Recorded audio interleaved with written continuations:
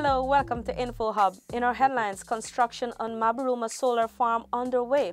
The Forestry Commission has Baishanlin in its sights, and third Rupununi Music and Arts Festival a success. Stay tuned for the details of these and more. The future of Guyana has never looked better. Our nation is on the cusp of a development program like never seen before. While Guyana is now emerging as an energy giant through the discovery of massive reserves of oil and natural gas, it is your government's intention that the huge benefits emerging from this will go where it matters most, to you, the people of this beloved country. There is a surge of confidence in the way Guyana is governed once again, and the level of investor interest is unprecedented. Guyana is poised to become the breadbasket of the region, and the pace at which this nation will grow through prudent fiscal management will be nothing short of impressive. But more than anything else will be the way every Guyanese, regardless of color, class, or creed, becomes a part of this historic period of national transformation, sharing in the wealth and well-being of it all as one Guyana. Here's our first report. Prime Minister Moses Nagamutu has been discharged from hospital overseas after a successful heart bypass surgery. According to an official statement from the Ministry of the Presidency, the Prime Minister's progress is steady and he is scheduled for further examinations in the coming days. The Prime Minister has expressed his personal gratitude to President David Granger and the government ministers and all those who expressed wishes of support. Work on the Mabaruma Solar Farm has begun. Renetta Lafleur was there and filed this report. The construction of Guyana's first ever solar farm is being done in 3 phases. The first phase will see the extension of the distribution network from its endpoint to a new location in Kans Hill. The second stage caters for site preparation and the construction of the fence, while the third phase involves the solar farm's construction.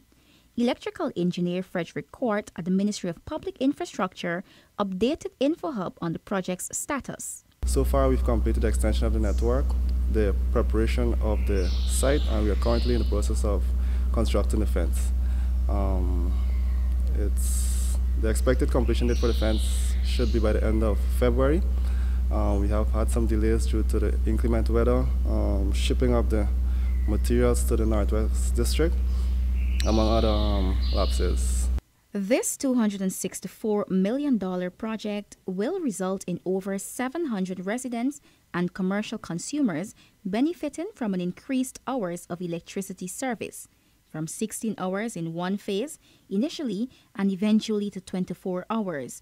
Court detailed the additional benefits. It will have a lot of benefits. The first and foremost is the reduction of the fossil fuel that we are using for the generation of electricity.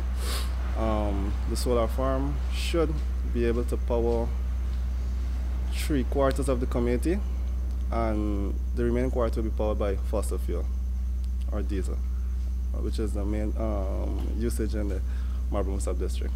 Currently, the Mabaruma Power Company provides electricity for 9 hours daily to approximately 10 communities across the Mabaruma sub-district. When completed, the solar farm will be handed over to the power company.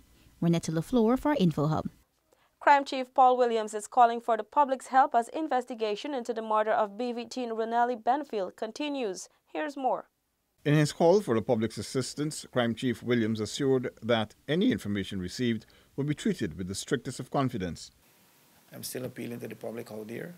If you have any information as it relates to where we can be able to solve that murder, I look forward for your cooperation. But we are still working very seriously in terms of solving that murder. And by God's grace, I hope we do. If they don't feel definitely safe in terms of talking on the line because they don't know who to talk with, I have an open door. They can come and see me and talk to me. He reiterated the importance of the public cooperating and partnering with the Guyana Police Force. If the public really and truly want crime to be under control, it simply means that their cooperation are totally paramount. Because if they don't, many times we can only be reactive. Despite as much as we want to be proactive, okay, we can only be reactive. But once they send information and they let us know exactly what's likely to happen, what they observe, what they see, and we get on top of the game, we can able now and truly to prevent or to suppress criminal activities. The body of qualifying employee Renelli Benfield was discovered in December last at a cemetery in Triumph on the east coast of Demerara with her face mutilated. During investigations, the police had arrested but later released several suspects from the surrounding community. Paul McAdam for InfoHub. The Guyana Forestry Commission is still working to recover monies owed to it by Chinese logging company Baishanlin, whose concession was repossessed back in 2016 by the Commission. Here is Alexis Rodney. During a media conference on Monday, GFC's Commissioner James Singh said that the entity has not written off the debt owed. Baishanlin owns some $80 million to the Commission, but also has a larger debt to settle with the Guyana Revenue Authority. Yes, we are making all efforts to collect those monies, and it certainly has not been written off. Chairperson of the board, Jocelyn Dow, explained that the company, while it is out of operation, still has some amount of equipment in the country. Dow, however, explained that the first haul of the assessment of those assets will be done by the GRA. So we've had some informal discussions as to how it is we could jointly work to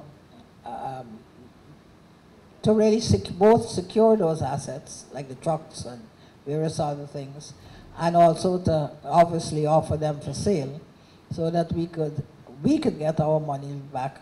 Meanwhile, addressing a report in the local press on Sunday suggesting that the Chinese company was operating illegally in the Berbice River, Commissioner Singh said that as far as the GFC is aware, the information gathered revealed that it was actually another company that was under the concession of Baishanlin's umbrella that was working unlawfully. He said the organization will be able to determine who is leading the illegality as there is a chain of custody verification. It is hoped that the investigation will be completed by next month. The Chinese company had its concessions taken away back in 2016. Alexis Rodney for InfoHub. Plans are on stream to resuscitate the e-government site located close to the Guyana-Brazil border crossing in an effort to provide internet access to government offices and residents of the Upper Takatu, Upper Essequibo region. Details from Stacey Carmichael. The goal of the Ministry of Public Telecommunications through the National Data Management Authority is to provide fast and reliable internet access to government and other services for the citizens of Guyana. Chairman of the National Data Management Authority, Floyd Levi, explained that the plan is to resuscitate the e-government site located close to the border with Brazil. This site was established to actually connect with any Brazilian company that can offer us internet from the Brazil side. Using that internet connection, we can then offer internet to government offices and NGOs and community ICT hubs here in LATAM. Our intention, the site is not functioning at the moment, it's not been functioning for almost over 3 years. Our intention is to resuscitate the site so we can actually have it work for the purposes that it was originally built for. Mr. Levi further explained that engineers from the Ministry of Business are conducting an initial assessment of the site, and this will be followed by a feasibility study to be conducted by the National Data Management Authority in the coming months. You might not see it, but this tower is actually leaning. There are structures in there. The base that was built for the generator, the foundation is actually given away. So we do have to make some civil engineering interventions in there. And we need to know whether those interventions are possible and what are the likely costs of resuscitating the site. Good? So that's our first priority. Once we have an understanding whether the site can actually be refurbished and can be used, then we'll move ahead with the project, which really is geared towards providing internet access, network access for the government agencies based in LATAM, which you know is the capital town for Region 9, and then we work our way to the north of LATAM, going all the way, hopefully, as far north as Cupacari. Reporting from the Guyana-Brazil border crossing, I am Stacey Carmichael for InfoHub. Modified housing units for disabled persons are slated to be completed by May of this year. Delicia Haynes tells us more. As proposed by Minister within the Ministry of Communities, Valerie Patterson-Yearwood, the Central Housing and Planning Authority has commenced the construction of modified 2-bedroom single units for disabled persons in the East Bank Demerara Perseverance Housing Scheme. Project engineer Randolph Hunt. We're currently in contact with the Disability Commission, whereby we out of the 15 two-bedroom houses, we are going to be modifying it in the sense of basically providing livable features for a differently able person by providing a ramp, the standard bathroom with grab bars, rails, and the necessary space in terms of moving in and out of the living room to the bedroom. These modifications aim to promote more people-friendly living spaces, Hunt added. We have started the construction of 2 and 3 bedroom houses. We are currently in the process of constructing 15 3-bedroom flat houses and 15 2-bedroom flat houses. In terms of timeline, these projects are expected to be completed by May of this year. The establishment of housing units in various schemes across the country is CHMPA's response to the demand for living spaces after a high level of interest was shown by citizens at last year's Housing Solutions and Beyond exhibition. For Info Hub, Delicia Haynes. Major expansion works are being undertaken at the Bina Hill Institute at Anai in the Upper Takatu, Upper Essequibo, Region 9, to cater for additional students. Seneca Thorne brings us that report. Minister Sidney Alcock recently visited the Bina Hill Institute, where works are ongoing on 2 additional dorm facilities and teachers' quarters. Minister Alcock said that the works will be completed by mid-2018.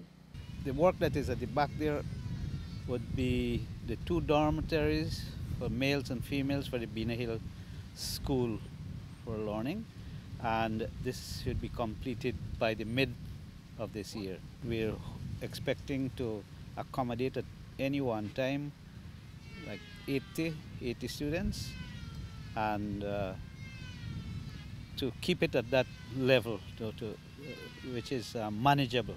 The dormitories are being constructed at a cost of approximately $60 million. The Bina Hill Institute, located in Anai District, Region 9, is the lone residential tertiary institution in the hinterland. It provides access to skills training program for indigenous youths who resides in Regions 1, 7, 8, and 9. The students are trained in natural resources management, forestry, wildlife, agriculture, tourism, business studies, life traditional skills, basic computer skills, and mathematics and English language. Over the past 2 years, the government has been investing millions of dollars to develop the Bina Hill Institute. Seneca Thorne reporting from Bina Hill Institute, Anai Region 9 for Info Hub. After 3 days of exciting events, the 3rd annual Rupununi Music and Arts Festival, hosted at the Manari Ranch in Letham, was considered a successful event by the organizers and many patrons. Crystal Stull was there for Info Hub. The 3-day festival began with a Guyanese night, which saw a number of vibrant performances by several local artists. Festival director Bob Ramdani said with continued support from the government, he believes the festival will be an excellent tool to market Guyana internationally. This is a Guyana's thing promoting the Rupununi.